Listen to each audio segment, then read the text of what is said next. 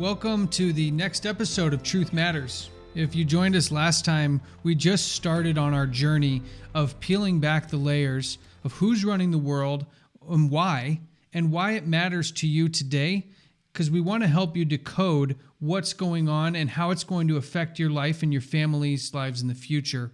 We ended off with looking at George Bush Jr. and John Kerry, who at the time were the presidential nominees for the Democratic and Republican Party. And I think we're going to see a theme here that when we're dealing with these societies and these high-ranking political and social figures, that oftentimes they sit on the opposite side of the aisle from each other and very often arguing with each other. Is there something to that? Is this a systematic approach to what looks like from the American public side, a free choice election? Now, that was a lot of questions to hit people with right off the bat. So what we're going to do is come back and say hello to Mackenzie and Walter. Thank you guys for joining us once again to unpack these things. Hi. Thank you. It's a pleasure. Hi. So I think maybe people don't really understand that there is a contrast between these two parties, even though when we look at the source where they came from, where they were trained, that they share the same backgrounds. What do you guys think about how this relates to what the American public sees as normally as a free election? Well, they say that two very strong parties that have opposing ideologies actually represent the ideal system for any country. Between the two, you can move public opinion in a particular direction. Now, there was a philosopher, and his name was Hegel, and he proposed the idea that when you have two opposing ideologies, which he called thesis and antithesis, eventually, if you play your cards right, you will create a synthesis. And the best way to get to a synthesis system is to rub the two parties up against each other in a conflict situation. And as the conflict grows, the need for calm and peace increases. And I think if we look at the American elections in this year, we can see that conflict is at a fever pitch. Never before in the history has there been such tremendous conflict and clash of ideologies as we have in this particular election, even to the point of some people talking about civil war. So then let's unpack that concept a little bit more before you go on. So you referenced Hegel and this Hegelian dialectic, these two opposing opinions that, in his opinion anyways, you would have two opposing opinions, rub them up together, and get a synthesis. So can you give us a little bit more of an example of how that could work? Well, let's have a look at the political system. In the one camp, in this election, for example, you have a very capitalistic view of how to run things, and in the other camp, you have a very socialist view of how to run things. Even to the point of drifting it to almost a communist ideology opposed to a capitalist ideology. Now you have two very great extremes. And the very left grouping within the Democratic Party is pushing for almost a communist agenda. So you look at movements like Black Lives Matter, they have communist ideologies at their base, as have been reported by their speakers. So if you rub those two together, then you will develop a sort of socialism, which is neither capitalism nor communism, and that would be a synthesis. Now, who would benefit by bringing the world to that point of synthesis? That is the question. Which organization in the world has a socialist agenda or a social agenda which is embodied in a halfway measure between what the Republicans and what the Democrats are standing for at the moment. That would be a typical Hegelian dialectic. So who is Hegel? He was a philosopher, if you like, and he was all of these people have roots in German philosophy. Whether you're talking about Freud, or whether you're talking about any one of those people that developed the concepts of how to deal with minds, then you eventually get to Hegel, who had this philosophy of rubbing two ideologies up against each other. And then you jump right into secret societies, which have the same philosophy. If you take Freemasonry that we discussed last time, they have a concept which is called ordo ab chaos, order out of chaos. In other words, if you want to achieve a particular world order, you have to create the chaos in order to achieve that. You rub the ideologies up against each other until they become unbearable, and then you get the synthesis that you want. You can do that in the political sphere, you can do that in the economic sphere, and you can do that in the religious sphere. So it seems to be kind of a common thread or thought to have these opposing opinions to get something in the middle. Absolutely. Wait, so you're saying that there's actually a systematic approach to what we're seeing in this conflict right now, that these societies that we've been discussing are actually putting into movement social justice and social campaigns that are causing this friction. So these secret societies have a direct correlation to this friction and this division that we're seeing right now in the States. Correct. And if you go back to our previous discussion, we spoke about the Knights Templars, and we spoke about the Demolays, and we spoke about how these systems are integrated into modern political systems, and how Freemasonry can be found at virtually every level in every little town, as you mentioned last time. Now, when we go back to the roots of these organizations, they actually go back much further than the Middle Ages and the Knights Templars, because that same ideology can be taken back even further, as we alluded to last time, to Babylon. And Babylon can be taken back even further to, in some circles, what is considered the antediluvian world. So then you're going into biblical concepts, and you eventually come up with a conflict that existed from time immemorial.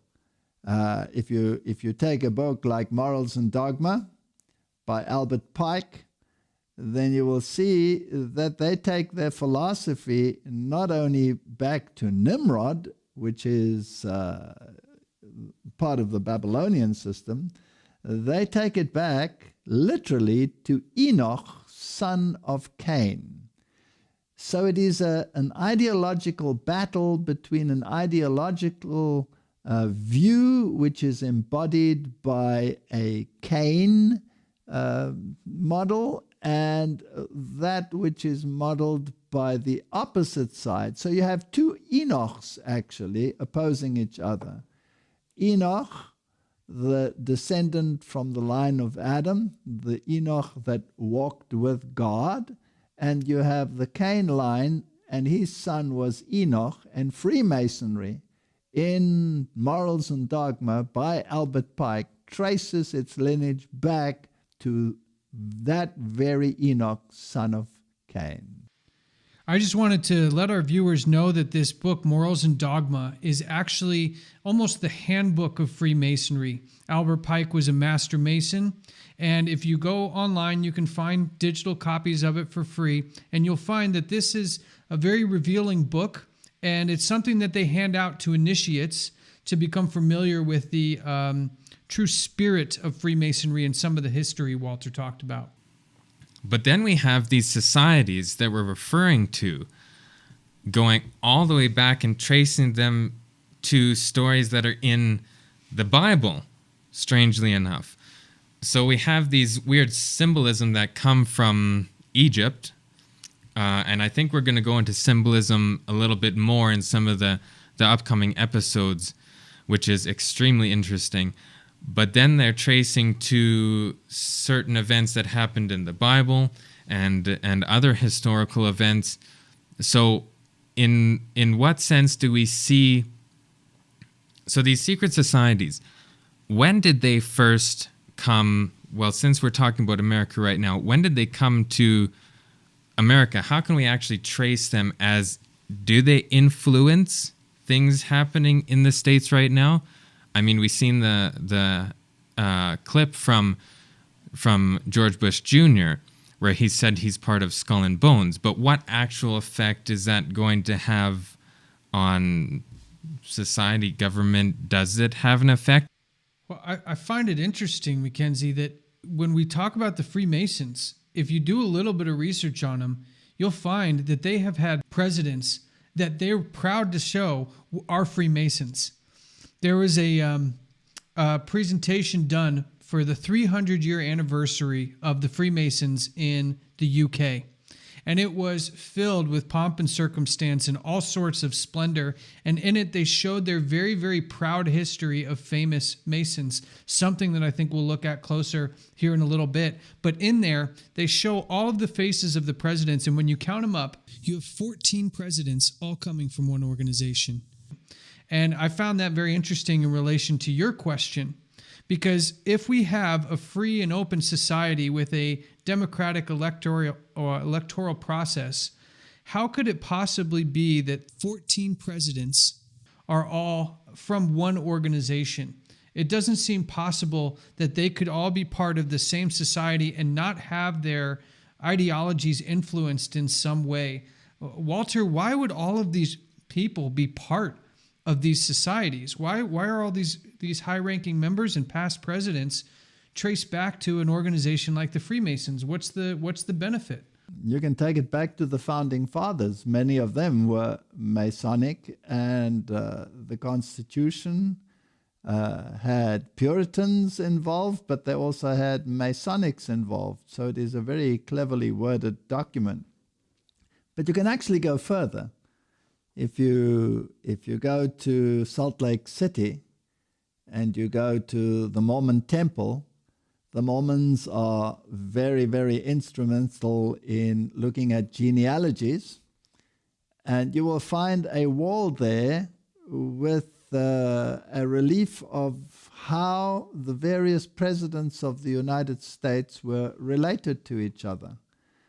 And you will find the very interesting fact there that they all come from the same bloodline. Now, if everything was so truly democratic as people claim that it is, then how is it even remotely possible, statistically, that they should come from the same bloodline, irrespective of whether they came from the Democratic Party or the Republican Party? So this runs a lot deeper than people actually realize. I think we need to stop and realize here for a second that our viewers may have never heard this information before. You just said that every president of the United States is, when tracing them back genealogically, are from the same family. Is that right? Yes. As I said, if you go to Salt Lake City and you go to the Mormon temple, there in one of their halls, they have the relief against the wall of the relatedness of all of these presidents. And it is absolutely astounding. And you can just do a search on these presidents and you will find that it is absolutely so. And that even across racial lines, for example, Obama was related to the other presidents and other candidates running at the time through his mother. So yes, there is a common thread. and they all seem to belong to secret societies which somehow trace themselves through Freemasonry and sub-organizations like chapter 322, which was the chapter of Skull and Bones, which we mentioned last time. Now, if you go back into history, then chapter 322 is a chapter of the Illuminati. Now, where does the Illuminati come from? It was founded by one Adam Weishaupt and in Ingolstadt in Germany. And this organization was apparently destroyed by the Bavarians eventually, or was it? Now, who was Adam Weishaupt? He was a Jesuit. And now it becomes even more interesting. So it's an organization that was founded by a Jesuit. Now they will say that it was an ex-Jesuit, but what proof does one really have that he is an ex-Jesuit, except that it is being said because he is associated with an organization like the Illuminati? And then you take a speech by George Bush Sr., where he talks about 1,000 points of light and illumination and all of these issues with obvious references to these societies, and that a new world order is something that needs to be created. So yes, there is this common thread. And the question you have to ask yourself is, who is at the head of this organization? Who would be able to embody not only the ideologies, not only the religious aspects, but also the bloodlines? Who would be able to take it back all the way, not only to Babylon, but as Albert Pike says, all the way back to Enoch, son of Cain? And what was the ideology? The ideology of Enoch, son of Cain, was one city. One city. He was the founder of the city, all humanity being part of one system. And opposed to that, you have Babylon, where there was also one ziggurat, one system, one world controlling power run by one ideology. And according to scripture, that was confounded when the languages were confused and the people were scattered abroad. Now, if you wanted the one city concept, then you have to go back to Babylon. And if you go to scripture, there's a system which is called Babylon, and it's also called a city on a hill. And it is also referred to as a religious system, as a mother. It's also referred to as an apostate system. So again, you have the Cain and Abel concept involved in it. So basically, at the bottom of it all, there runs an ideological thread. So the rest are public manifestations, but behind the scenes, there is one philosophical, ideological, call it religious thread. So we have all these presidents that are connected by not only blood, but by these societies, which elevate several things that we've been gathering so far. One of them is history. They know their history. They know their lineage, or else they wouldn't be able to keep that line going through. Also, they have these symbols that are relating them, which I think we're going to go into a little bit later. You'll see the connection where we show all the symbols. And they have this ideology that is very similar, this one world concept. So then we have, like you referred to, George Bush Sr. talking about this new world order, this one world system that they trace all the way back to this Enoch from Cain. Let's take a listen to a clip. I have a clip here of George Bush referencing these very things. A world of barbed wire and concrete block, conflict, Cold War. And now we can see a new world coming into view. A world in which there is the very real prospect of a new world order. We have before us the opportunity to forge for ourselves and for future generations a new world order. When we are successful, and we will be, we have a real chance at this new world order, an order in which a credible United Nations can use its peacekeeping role to fulfill the promise and vision of the UN's founders. So he said a few very interesting things here. He referenced New World Order, and he said, when we accomplish this, and we will. So he was very confident that this was going to take place, and he referenced the founders. So, like you were saying before, it's not just these individuals' ideology. That's what we're trying to get at. These people aren't just thinking for themselves. They are collective. They have this ideology that they're all sharing, and it's gone through their bloodline, it's through the society, and we're trying to answer that question, what ideology is that these founders had and have? He referenced Winston Churchill. Now, I've been in the Masonic Lodge in London, which has a museum section. And they have on display there the Masonic apron of Winston Churchill.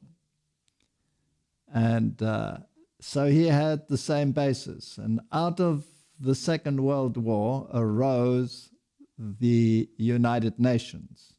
First the League of Nations, then the United Nations. And the philosophy of the United Nations is not only political, it has many, many religious organizations. It even has an organization called the Temple of Understanding. And it has a prayer room in the United Nations, which is like a triangle, like a ziggurat without the capstone. And it has a black altar. So there are very, very strong ideological interests in the United Nations. And the Masonic Order plays a very, very prominent role. We have to ask ourselves again, if they trace themselves back to the Knights Templars, who were the Knights Templars subject to? They were an order of the Roman Catholic Church. And they were under the direct control of the head of that church. And their goal was to achieve world recognition and world dominance through and for the system. So we have this secret society that has secret, whatever it may be, knowledge on something. And you're saying that it's connected to Roman Catholicism. Well, the very nature of the Knights Templars shows that they were connected to Catholicism. Now, when the Knights Templars were disbanded, their ideology was not disbanded. Their ideology was just furthered by other systems through other organizations such as the Rosicrucians. And if you go into the ideology of the Rosicrucians, then you actually get to Gnosticism. And Gnosticism is a form of religion which eventually deifies man. If you go back into the history and you trace it all the way back again to the conflict between Cain and Abel, then you have that same conflict, and you take it back further, then it is again a religious ideological war of who is in control and who governs. is there a higher power that delegates law and justice, or is humanity alone responsible for its future? And this is where Gnosticism comes in, the deification of man.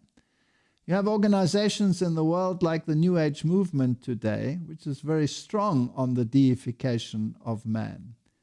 You have statements in the Catechism of Roman Catholicism, which basically claim that Christ became man so that man can become God. So this Gnostic element, which you find amongst the Rosicrucians, you will also find very deeply entrenched in these organizations. Okay, so let's just unpack this a little bit. So we referred to a couple things here. You referred to Gnosticism. You also referred to the Rosicrucians, which, if you look in history, were very closely related to the beginnings of America as a country. The Rosicrucians started in, I think they're what they call the Ephrata cloister in Pennsylvania in 1786. So we see very early on in America that the Rosicrucians were already here, which are connected to Freemasonry. So they're hand in hand, because one of the founders of both, Sir Francis Bacon, was connected very closely with both of those. We could maybe go into that a little bit on another time, and then you mentioned Gnosticism, which also Albert Mackey says that the G, which is in Freemasonry's symbolism, they have a compass and they have a square and then a G in the center. That G represents Gnosticism. That's what Albert Mackey says, and he's a Freemason author. So we have all these different concepts now coming out from these different societies. If I were a viewer or a listener right now, and this is all news to me, I've noticed a transition has happened. We've been talking about these high-ranking officials in very public places of power that are money-related, territory-related, governance-related, but something's happened to our conversation, which I think is a very important point for our viewers and our listeners to tune into. We've talked about some of these organizations: Freemasons, Knights of Malta, Knights Templar, Rosicrucians, Golden Dawn, Egyptian mysticism, Theosophical societies, Gnosticism. The conversation all of a sudden has become very spiritual in nature. Is what we're seeing here the missing element that people maybe who are looking in the world and asking what's going on, is the missing element around what connects all of these organizations together, a spiritual component? Is that what we're discussing here? I think that's exactly what we're discussing. In the last episode, we spoke about the capstone of the pyramid that was disconnected. Disconnected to what? To the entire structure, which rests on a very broad base, which is a square, by the way. And the compass and square is, of course, part of the Masonic thinking. Now, who is represented by that capstone, by that all-seeing eye? If you read what is written in the Masonic writings, then they make no bones about it that the power behind the power is what they call Lucifer, the illuminated one, the light bearer. And we have many symbols of light bearing. You have a statue in your country which is called the Statue of Liberty, which bears a light, doesn't it? And this ideology of the light bearer, the seething power, as the Masonic fraternity refers to it, of Lucifer in the hands, this is the underlying current. Now, this conflict that we were speaking about, which has gone into a very spiritual connotation now, erupts periodically, and normally it is associated with great conflict. If you take the Reformation period, for example, the Reformation was a movement back to the authority of Scripture. And at that time, the Medici family, which was a banking family, a royal family, and a papal family, was actually ruling in Rome. And the Medicis gathered together all the writings of Gnosticism and of the philosophy of Greece and incorporated it in their library. And out of this Medici philosophy, which was the papal philosophy, you had the rise eventually of the Jesuit order. And the Jesuit order, in actual fact, was the embodiment of the Medici philosophy, which was Gnosticism. And if you follow this thread all the way through, and you want to deny that this power has any power in the world other than in a religious connotation, you have to ask yourself why all the role players, all the major role players in the political systems of the world today come from Jesuitical schools. Whether you're talking about presidents of Europe that were trained by Jesuits, whether you talk about current presidents, vice presidents, or attorney generals, or people on the Supreme Court, they all come out of the same stable at the moment, and they all seem to have Jesuit training or belong to secret societies associated with Roman Catholicism. Like William Barr, for example, belongs to the Knights of Columbus. And if you go to the newest member of the Supreme Court, she belonged to secret societies within Roman Catholicism. And Mike Pence and Donald Trump both had Jesuit education.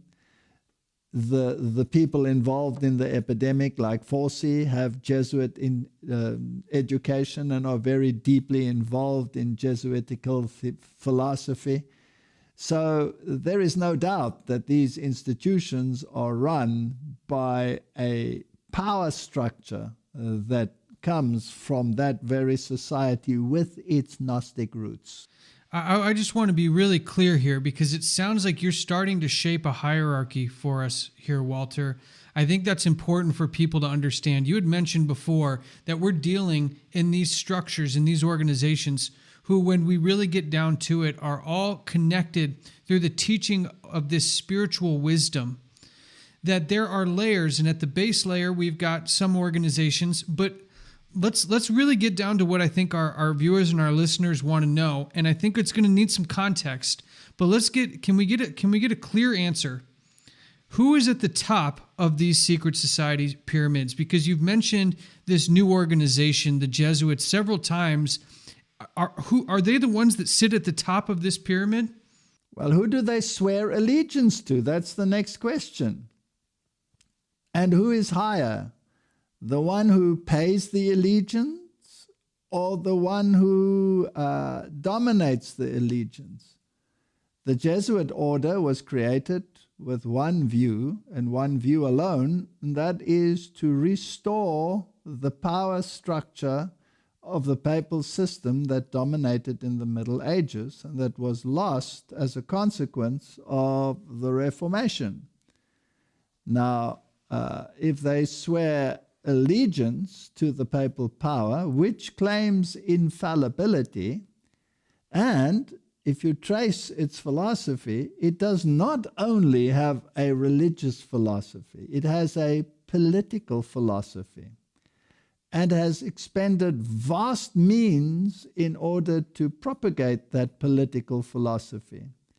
If you take the religious wars in the world, if you take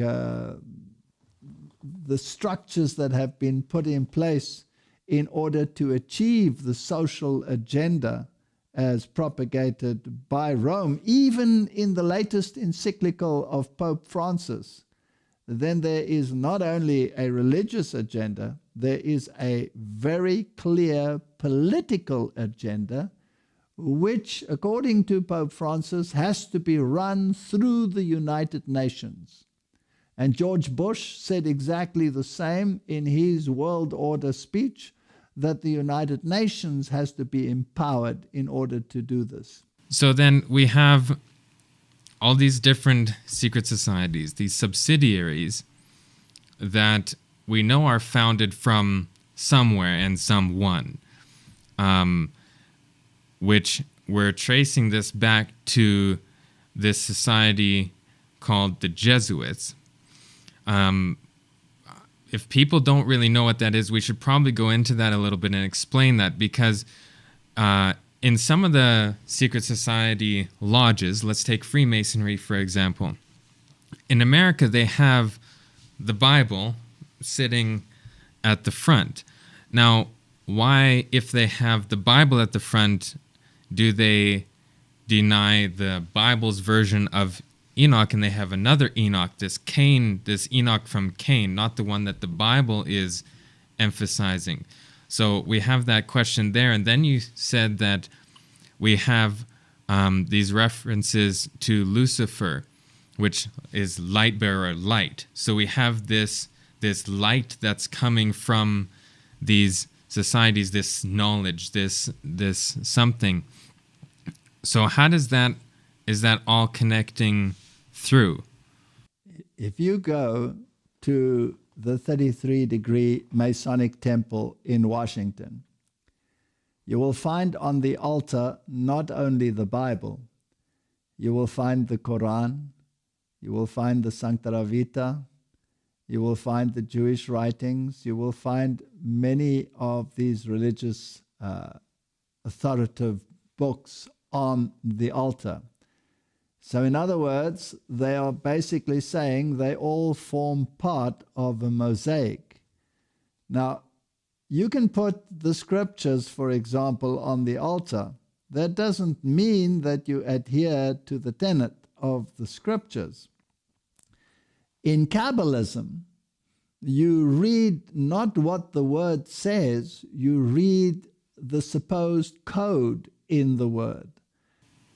So what's Kabbalism, in case people never heard of that word before? All right. Kabbalism is basically Gnosticism, is basically Rosicrucianism.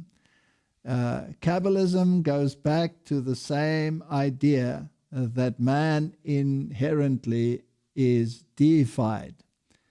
And Kabbalism is a mystic religion where you interpret the scriptures not by what they say, but by numerology. Now, numerology can be taken all the way back to Babylon. And these people run everything by dates and by feast occasions and specific events in the calendar, which become the norm. So the tradition, rather than the word, is the way in which you interpret the sacred writings. So by placing a Bible on an altar does not mean that you believe the literal words in that Bible. It means that you use it as a structure for Kabbalistic interpretation. So then are Freemasons and Jesuits Kabbalists? Absolutely. So we have this concept of this Gnostic ideology. Basically, they're wanting then glorification of their persons. Well, yes, in a sense, and no. The hierarchy is the one that is actually deified. The hierarchy is lifted above the rest of the populace. That is why in Roman Catholicism has been stated by many popes, lately by Pope Benedict himself, it has been stated quite clearly that the hierarchy of the church is elevated above the populace, and that deity is particularly manifested in that hierarchy, which is called the magisterium, which is the bishops and the papal system at the top of that. Now, this kind of system you can trace back all the way to Babylon, where you had a Babylonian priest king, and he had absolute rule over the political and the religious system. And he had a title, and he had specific powers, and he was deified. And that title eventually came down the line. And eventually, when the Medo-Persians conquered Babylon, these people, this political, religious priesthood, fled to Pergamum. And from there, eventually, it was handed over to the Romans. And the Roman emperor took the title, Pontifex Maximus, and the deification that came along with the title. Now, that very title was later transferred to the papal system. And there are many writings in the Roman Catholic system which refer to the papacy as another god on earth. So just as we had in the Babylonian system, eventually you had a deified emperor in the Roman system, so we have a deified God King in the Catholic system to this very day. So let's kind of summarize what's really being said here for the people watching and listening, because what we've started with were political figures and people who rank high in society who are affecting global policy that affects all of us where we live in our families. So if we are talking about Freemasons and Skull and Bones, and now we've identified the organization that kind of operates behind the scenes of all of them, I find it very interesting that you'll hear people talk about the Skull and Bones organizations. You'll hear people discuss the Illuminati, but you don't really hear people discussing the Jesuits. And you've tied in this concept of Jesuit training. Well, are we saying then that this organization that's at the top, that is an order of the Roman Catholic Church, you're going to have some people out there saying, well, that can't be right. Isn't Kabbalism, isn't the Pope a Masonic, high-ranking Masonic Jew? Isn't there some other hierarchy without the Jesuits and the Roman Catholics at the top? And aren't these leaders paying homage to these ancient Egyptian wisdom that's taught inside of these groups? How would you answer somebody who would contest that the Jesuits and the Catholics, mainly the papacy, not the Catholics, because there's good people in the Catholic Church, but mainly the papacy, the seat of the Pope, and the Jesuits are not really at the top? How would you argue that point with somebody who doesn't think that this is really what sits at the top? You'd have to go, as we discussed in the first one, back to history. The highest ranking God king was Caesar in the Roman system, and he had absolute authority. Now, that authority and that title was transferred to the papal system, and that is history. And Vigilus ascended the papal chair with the full title, the vestments, and the authority of a Caesar. And he was proclaimed the corrector of heretics, and he held sway of all government power and religious power in the whole period of the Middle Ages. That was the ruling power. The kings of Europe bowed to that power. If they went contrary to the wishes of that power, they were excommunicated. Whether they were a German king, whether they were a British king, it made no difference. That power held sway. That power lost its authority after the Reformation, and particularly with the final destruction of the political system. So in 1798, this power was lost, but in 1929, political power was restored to the Roman Catholic system when Mussolini gave back the political territory and the political power. Now, the question we have to ask ourselves is, which religious system in the world is also functioning as a political system? And you will find that model in some Islamic countries like in Iran. And you will find in Roman Catholicism that the papacy is both a political and a religious system. The difference between the two is that in Rome, in the Roman philosophy, the state has a very prominent role to play, separate from the church, but the overall ruler is the hierarchy of the church. Whereas in Islamic systems, the state is also the religious system. Now, which system has diplomatic relations with virtually every country on the planet? Only the Roman Catholic system. So here you have a system that not only has religious clout in the world and a religious authority in the world, especially in terms of ecumenism and all the religions coming together to liaise with the power in Rome, but also the political powers liaise with Rome. It is the only system on the planet that qualifies in the spiritual and the political realm to play an overseeing role. And that is what the scripture actually refers to when it talks about this system. It calls the system an overseer.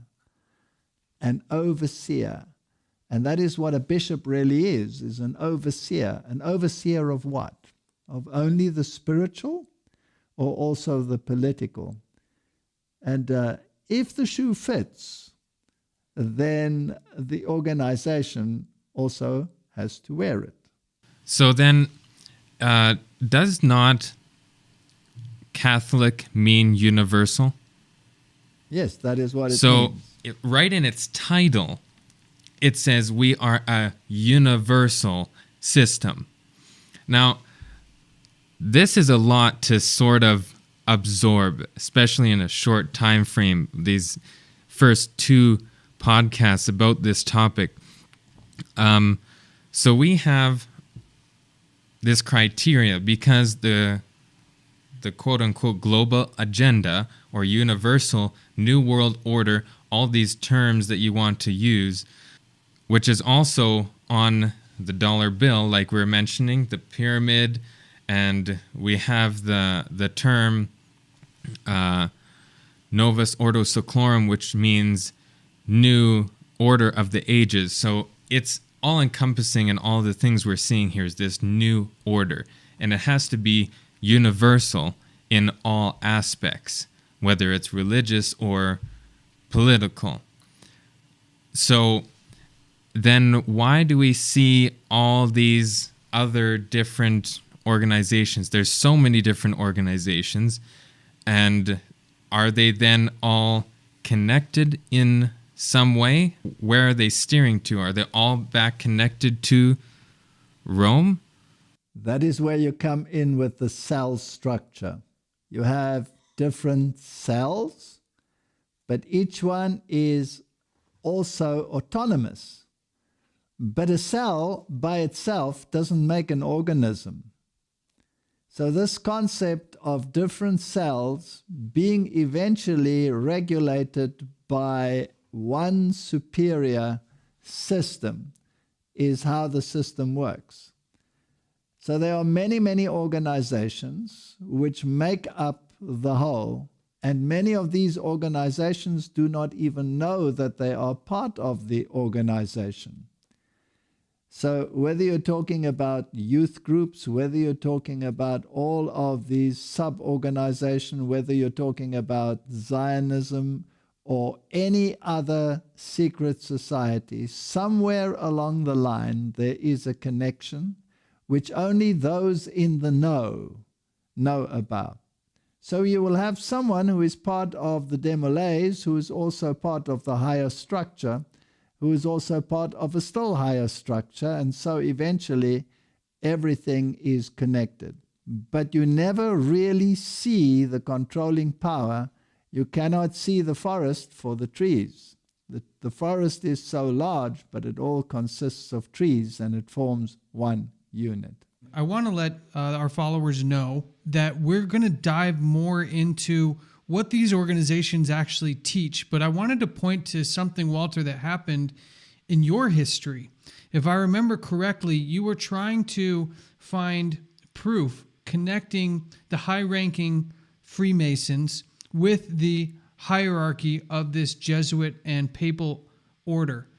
And I believe at one point you were actually pulled into a closet after one of your lectures. Can you tell us a little bit about the nature of this information? Like we're giving this information as if it's very common knowledge, but we're trying to just be very straightforward, when in reality, in your own life, Walter, you've had quite some interesting stories on how you've come across this information, and also what did that information actually tell you about connecting these two organizations? Well, I was giving lectures on the issues and I was connecting the dots.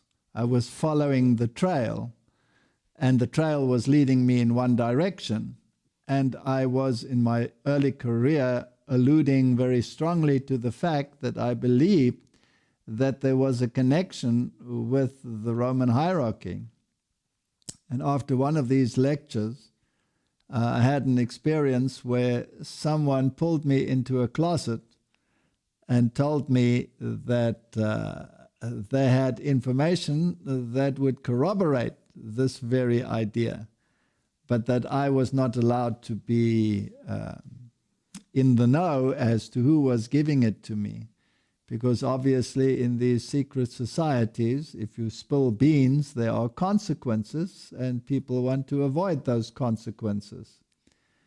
So on another occasion, this same individual also pulled me aside without me seeing him. This was from the back, and they handed me a whole lot of books, which connected Roman Catholicism to secret societies. And these books were in German, and I studied them, but they still didn't give the ultimate picture. And then finally I received a list once of how many of the hierarchy of the church actually had Masonic connections and Masonic registration numbers. And I was asked to destroy that list. But the list was very, very long, and it listed the hierarchy with their Masonic connections. Now remember, this is at a time when the Roman Catholic Church officially distanced itself from the Masonic order as something to be avoided, as a Protestant fraternity. But that again is a double blind, a hiding behind a system which is controlled by the system through the system. It's a very complex structure. And the less people know as to why they are and what they are in these hierarchies, the better for those that control it. So we don't expect to be popular for telling people this information, but we do it with our hearts filled with the genuine desire for them to know the truth. And we don't want to dance around it so much that we waste too much time to tell you who sits at the top, the Jesuit connections and the papal connections, but we're going to explore that more in understanding the teachings, because actually what we want to do is reveal to people how this plan is playing out today and what seems to be a very soon coming shakeup to our normal lives, even more so than what's happened so far in 2020, and how it relates to this agenda right now and where it's going in the future. So we'll be exploring that a little bit more.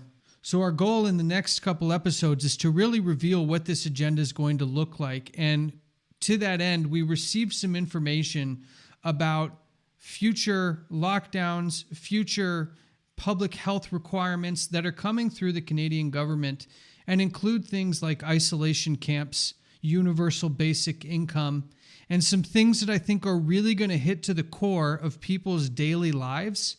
So it'll be important for us to not only review that, but to actually take it back to the teachings of the very people and the very structures that we've been revealing so far in this series. And I think that's a super important thing to mention, because we have these things that are happening now, but why are they happening? And we'll get into more detail in the next episode because our time's up. But we have this apparent Jesuit connection. And George Bush Sr., in one of those videos, he said that it's going to we're fulfilling the vision of the founders. Now, what was that vision? We've kind of touched on it, and it must align, and we're going to show the connection to the vision of the founders of all these societies with the same vision that is in the Jesuit organization, and going to connect to these things that are happening right now in our own countries. And that leads us to the end of this episode. Thank you, Walter, Mackenzie. We hope you guys got a lot of information out of this, but continue to join us as we continue to unpack all of these things, and make sure you have yourself and your family and your friends prepared for what is coming certainly in our near future. Thank you, guys. See you soon. Thank you.